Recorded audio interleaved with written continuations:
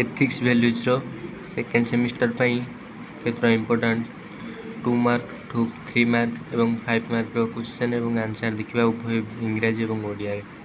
तो देख या पूर्व मुझे किसी क्वेश्चन डिस्कसन करी आउ कि इंपोर्टेंट क्वेश्चन देख व्हाट इज कॉन्स्टिट्यूएंट असेंबली विधानसभा कौन। A constituent assembly is a body of renowned persons who are engaged in discussion, debate and decision making process and then drafting the constitution. Most of the constitutions of the world countries are written by the constituent assemblies. Odia देख एक विधानसभा होची प्रसिद्ध व्यक्ति विशेषज्ञ एक संस्था जो माने आलोचना वितर्क एवं निष्पत्ति ग्रहण प्रक्रिया रे नियोजित अटंती एवं तापर संविधान प्रस्तुत करती। विश्व अधिकांश देशर संविधान विधानसभा द्वारा लिखित। तो मैं मोबाइल पढ़ू से अपडाउन हो एडजस्ट कर पे। नेक्स्ट क्वेश्चन देख how much time was taken by constituent assembly to write the constitution. संविधान लिखा विधानसभा द्वारा केते समय निया जायतिला। The constituent assembly to write The Indian Constitution was constituted in 1946 and it completed the work on 26 November 1949. It took 2 years, 11 months and 18 days to complete the Constitution of India. भारतीय संविधान लिखा विधानसभा 1946 मसीहा गठित होता एवं यह 26 नवेम्बर 1949 रे कार्य शेष होता। भारतर संविधान संपूर्ण करने को 2 वर्ष 11 मास एवं 18 दिन लगी। नेक्स्ट क्वेश्चन देख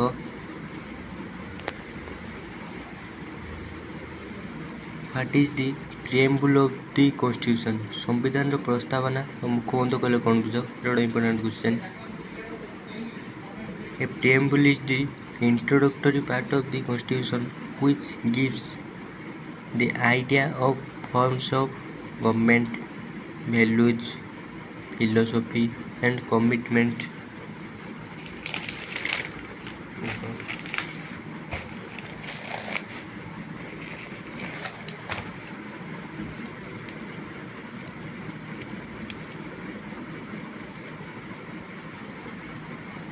Of the Constitution.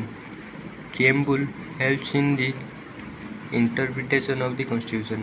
एक प्रस्तावना होची संविधान प्रारंभिक अंश जहाँकि सरकार रूप मूल्यबोध दर्शन और संविधान प्रतिबद्धतार धारणा देता है।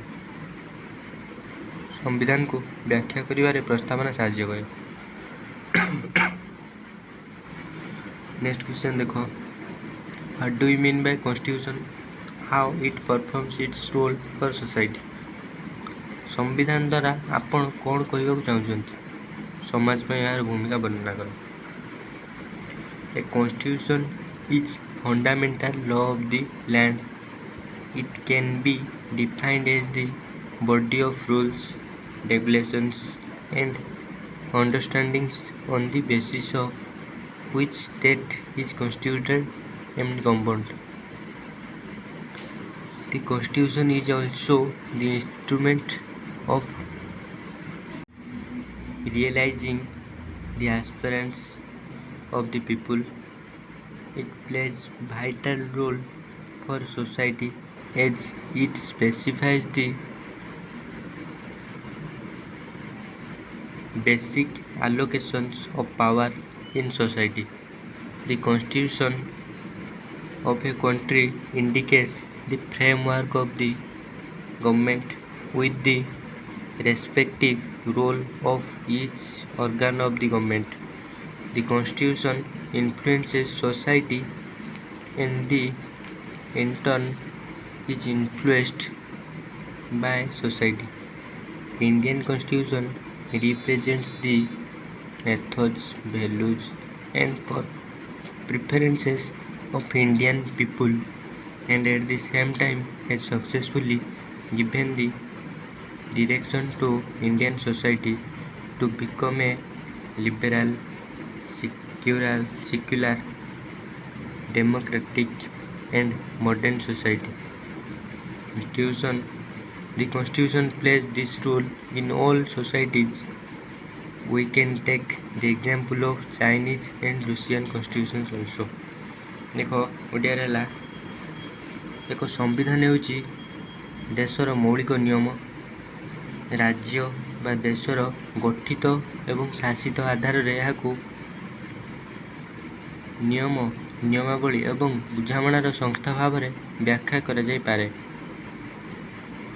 संविधान मध्य लोकों आकांक्षा को साकार करिवारे साधन।